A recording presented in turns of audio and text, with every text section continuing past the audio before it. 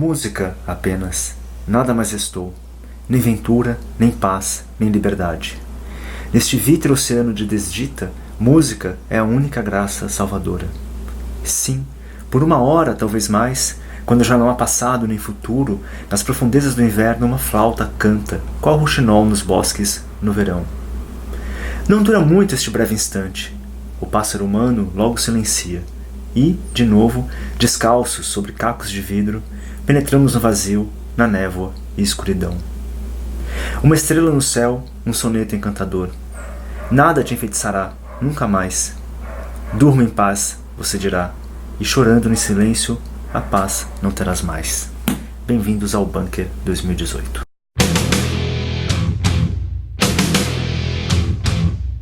Bem-vindos ao Bunker 2018 e acabamos de ler um poema da poetisa russa Natalia Gorbanevskaya. Pois é, porque o programa de hoje já entra com tudo, assim, o Bunker já começa com tudo em 2018. O programa de hoje é um programa especial sobre uma pequena bibliografia sobre comunismo, socialismo e esse horror que se abateu sobre o século XX e está aí sempre a sombrear os nossos horizontes.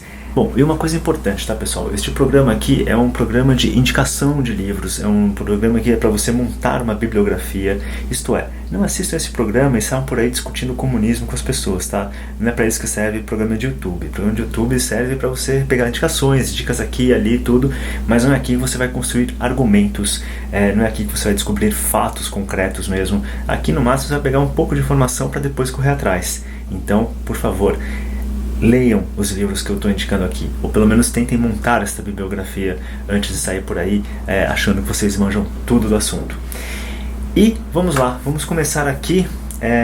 Tem uma seleção legal, acredito eu, que eu fiz de livros. E eu quero começar, antes de mais nada, indicando este livro aqui, do Bernard Bruneteau, que é um historiador, que eu esqueci de onde o Bruneteau Permendé, ele é um francês, tinha que ser. Que é este aqui, O Século dos Genocídios, Violências, Massacres e Processos Genocidários da Armênia ao Ruanda. E a importância de indicar esse livro é que, lendo este livro, vocês vão entender por que os massacres comunistas perpetrados pela ideia comunista são tão singulares dentro da história da humanidade. Mas antes, um trechinho que é importante ler aqui. Pensar os genocídios é aceitar que eles não podem ser circunscritos a episódios singulares ou aberrações da história de determinadas nações. Eles são uma componente intrínseca e crucial do mundo contemporâneo, a manifestação reveladora de certas tendências de fundo, muitas vezes o sinal de uma nova configuração internacional. A disposição genocidária desenvolve-se, indubitavelmente, num terreno preparado pelas lógicas da violência surgidas no século XIX, ou resultantes da Guerra de 1914. Mas, na maior parte das vezes, reproduz a racionalidade individual e coletiva própria do século XX. Sendo primeiramente ativada por um imaginário paranoico gerado pelo medo, por a racionalidade delirante, característica da concepção totalitária do mundo, ela não deixa também de se inserir nas lógicas racionais mais clássicas de mobilização social, com objetivos modernizadores de construção ou refundação do Estado. São essas formas de racionalidade que nos devem levar a compreender, enfim, como é que a ação genocidária pode tornar-se um projeto social, como é que a participação, o consentimento ou a indiferença das sociedades concretizam as iniciativas do poder. Você vê aqui que você tem vários elementos que, quando você vai estudar a ideia comunista, o ideário comunista, estão presentes ali. Mas essa busca por refundar a sociedade, por recriar a realidade à imagem e semelhança de uma ideia, tem lá suas origens na Revolução Francesa. Por isso que é importante também indicar aqui para vocês este livrinho, que é o Pureza Fatal, Robespierre e a Revolução Francesa, do Rutschkur. Este livro é muito interessante e também bem importante de se ler, para vocês terem uma percepção bem clara de que todas as ideias de pureza social, que envolvem não só uma questão de raça, que normalmente a gente está pensando nisso, mas pureza social no sentido de eliminação de classes, eliminação de hierarquias e assim vai, terminam criando esses grandes horrores que são a eliminação de classes de pessoas inteiras, a eliminação do outro ou dos outros, né? Então, assim, se tal grupo social, se tal casta, se tal tipo de pessoa incomoda, não coadiz com a realidade que eu imagino na minha cabeça, essa pessoa tem que ser eliminada. Basicamente é isso que nasce com a Revolução Francesa e vai se perpetuando na história.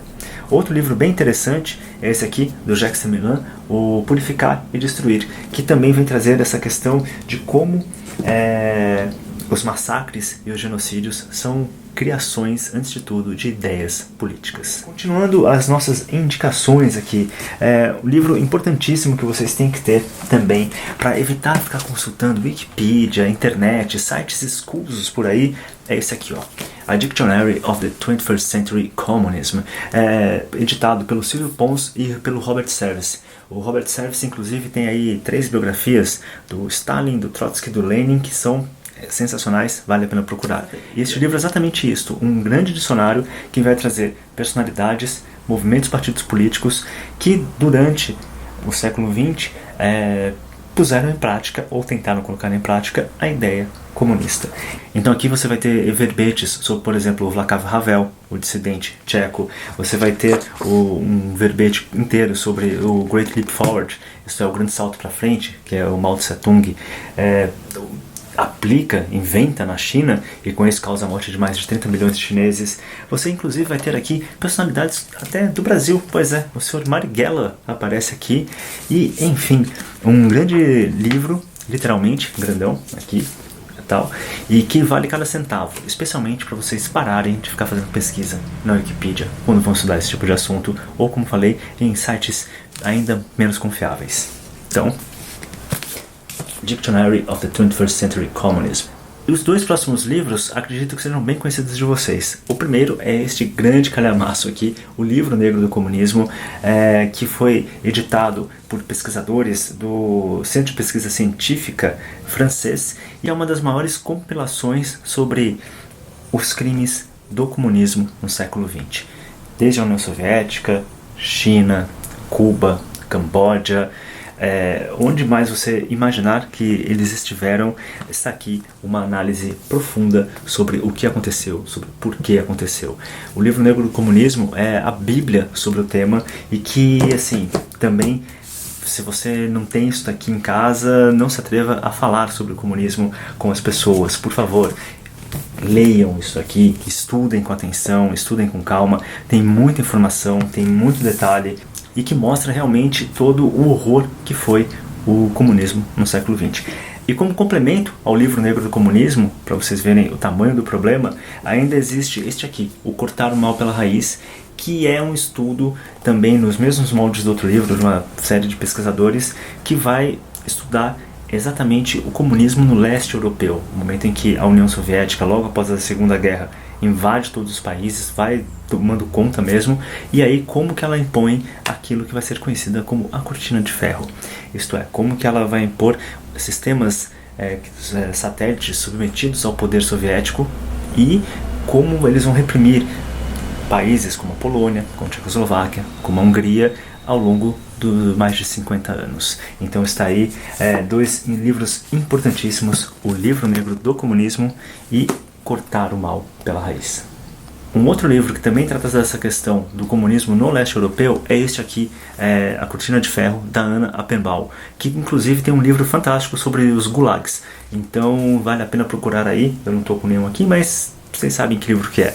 E aqui a Anna Appenbaum vai justamente mostrar também essa perspectiva do que acontece na Europa com a invasão, literalmente, com o domínio soviético sobre os países. É um calhamaço também aqui, que vale muito a pena você se dedicar à leitura. E a Anna Appenbaum é uma dessas especialistas na história da União Soviética que a gente tem que ficar atento. E vocês devem estar se perguntando, pô, Gil, mas só tem livro grande, cara, não tenho dinheiro para comprar isso tudo não. Bom, você tem este pequeno livrinho aqui do Richard Pipes, Comunismo, que é uma grande introdução ao tema, também que perpassa aí bastante, ou dá uma visão bem geral sobre o que foi o movimento comunista no século XX. Obviamente é um livro bem menor, um livro pequenininho, então não esperem ter todas as respostas aqui, mas como introdução vale muito a pena. Pensemos no autocrata, que reina sobre as nossas almas desde que somos crianças, até branquearem os cabelos. Damos-lhes magníficos bigodes, olhos cheios de autoridade, nos pés, botas macias. e todos votarão nele, é claro, diligentes. Vamos pensar no autocrata, o que responde a nossos desejos. Ninguém terá de responder por isso, se fomos nós todos que o criamos. Que ele nos trate com insolência e o punho agite contra nós, até percebemos com clareza, nós é que por ele fomos criados. E uma das grandes questões que você vê normalmente quando se fala sobre o comunismo é uma questão tanto quanto mas você fala que matou tantas pessoas, mas de onde você tira esses números? Mas esse número é exagerado.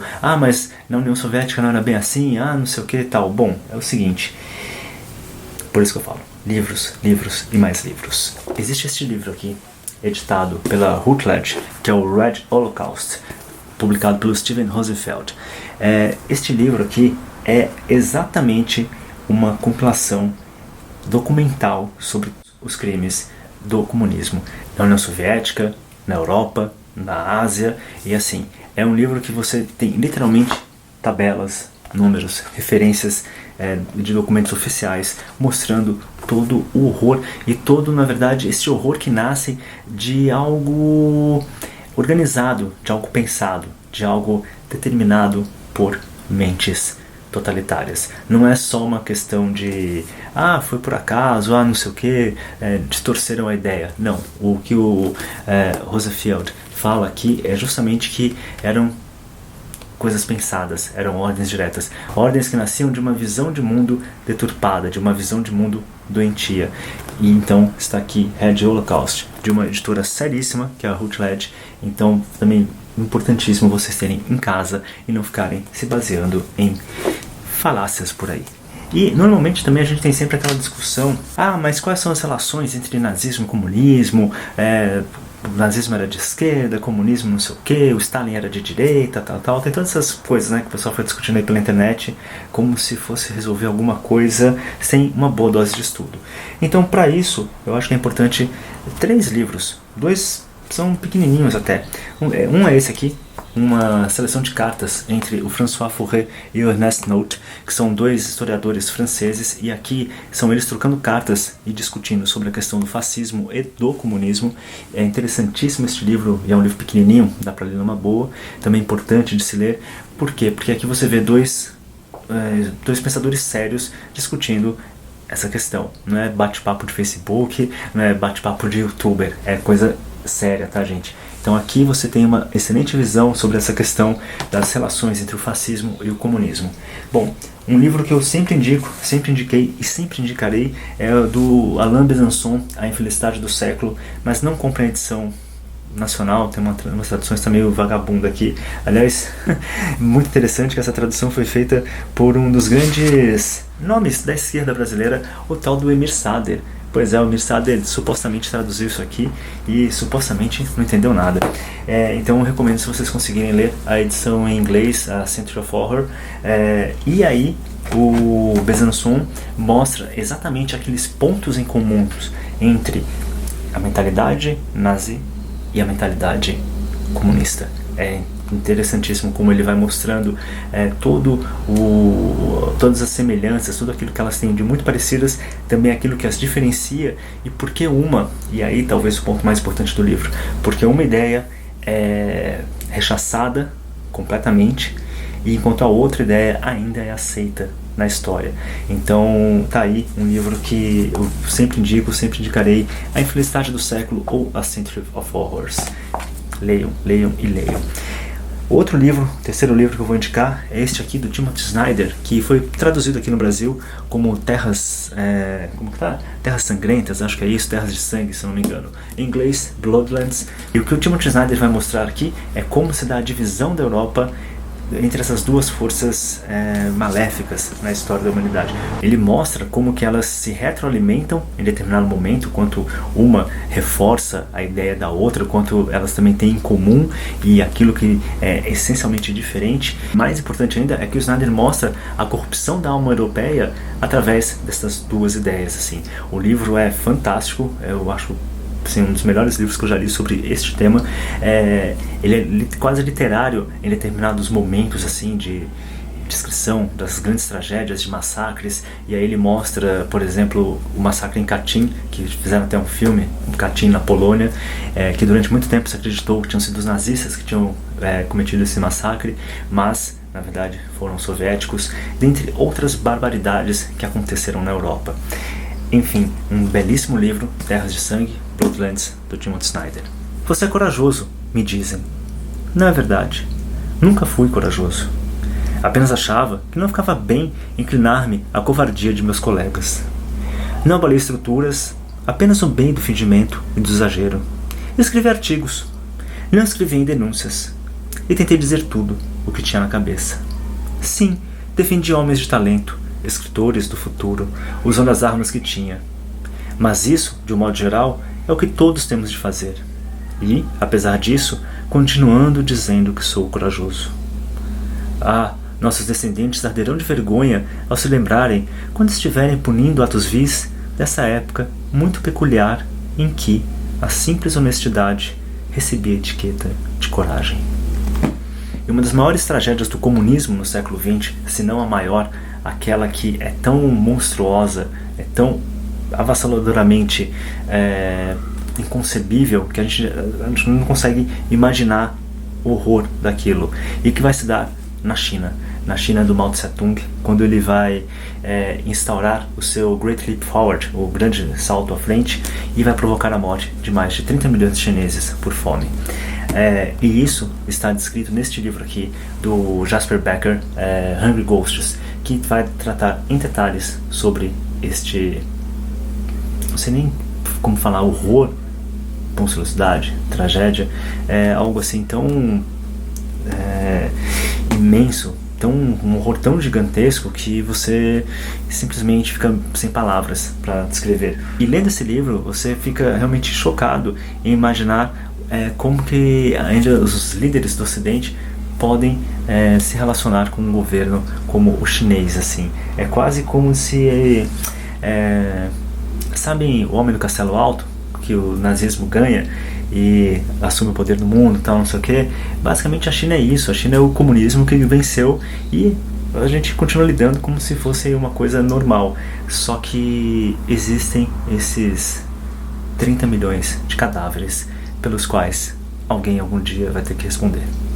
E aí, para entender por que a China continua a atrair, né, investidores, políticos, a ser este vislumbre de uma sociedade ideal para o futuro, sei lá, tem gente que fala isso, 2 livros são bem interessantes, mas eu vou recomendá-los com extrema precaução aqui, por favor. São livros muito informativos, mas ao mesmo tempo tem que tomar cuidado com as informações que estão contidas nele. É sempre bom buscar outras alternativas, outras fontes que confirmem o que está dito aqui. O primeiro livro é este aqui, Wall Street and the Bolshevik Revolution, do Anthony Sutton.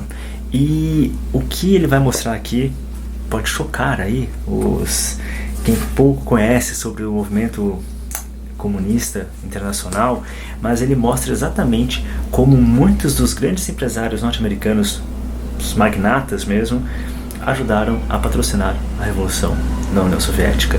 É um livro assim fascinante e que a gente lê com um certo com certa incredulidade, do tipo, não é possível isso. Rockefeller, J.P. Morgan, esses grandes nomes assim realmente estiveram por trás da revolução bolchevique. Pois é, usaram e foram usados, e se tem essa relação simbiótica esquisitíssima entre o grande capital e o movimento revolucionário. Então está aí este livrinho que é bem interessante, mas leiam com uma certa parcimônia. O outro livro também que eu recomendo, mas por favor, com atenção na leitura, este aqui, None Dare Call It a Conspiracy, de 2 autores, deixa eu pegar o nome deles aqui, que são o Gary Allen e Larry Abraham, e que também vai trazer aí muita informação que à primeira vista você vai falar, não é possível que isso seja verdade. Também fala sobre de como os magnatas ajudam a revolução, mostra a formação do Conselho de Relações Internacionais, a Comissão Trilateral, influências na administração Reagan, inclusive. Então é um livro assim que você termina de ler e você fala assim, o mundo está dominado. O mundo está dominado, tem comunista em tudo quanto é canto, tal, não sei o que. E pode se parecer meio paranoico, mas de vez em quando você tem que ler essas coisas para ficar ainda mais paranoico. Então, está aqui 2 livros importantíssimos, mas que, por favor, não leiam só eles, tá? Vão atrás de outras fontes também. E para encerrar, uma das coisas que eu sempre achei muito fascinantes assim, na questão do comunismo é que ali, quando cai o Muro de Berlim em 89, a União Soviética se desmantela, logo depois, 90, 90 e poucos, você tem aquele descrédito, se torna, você fala, nossa, o comunismo acabou, né? Não existe mais comunismo, tá tudo ruiu aquele negócio, era podre mesmo. E naquele momento havia um grande descrédito sobre a ideia comunista, sobre o ideário comunista, sobre marxismo, socialismo, tudo isso, e você tinha quase que um consenso liberal, econômico liberal, digamos assim, o capitalismo venceu e tal. E de repente, aos poucos, como se nada disso tivesse importado, se um desses horrores do século XX perpetrados pelo comunismo tivesse acontecido, voltou-se a discutir o comunismo, voltou-se a considerar suas ideias válidas, voltou-se a realmente aceitarmos o comunismo como algo válido na história. E por que isso acontece? Aí eu acho que tem um livrinho do pensador francês Jean-François Revel, A Grande Parada, que vai mostrar exatamente como isso vai acontecer ali do final da década de 80, começo da década de 90 até 2000, como que nessa década este movimento que estava desacreditado começa a ganhar nova força, a ganhar novo espírito, a ganhar uma nova chama. E o Revel vai mostrar pra gente o óbvio, quem carrega essa chama, quem carrega a ideia, quem faz com que o comunismo seja novamente uma ideia a ser levada a sério, são os intelectuais, uma classe artística também, e também uma parte aí da nomenclatura que do alto dos seus conselhos de segurança vão aplicando novas e estranhíssimas leis mundo afora. Então é isso, pessoal. Eu acho que aqui você já tem muita coisa para estudar, muita coisa para ler. Eu espero que esse programa sirva para vocês mesmos. Eu espero que seja inspirador aí para 2018.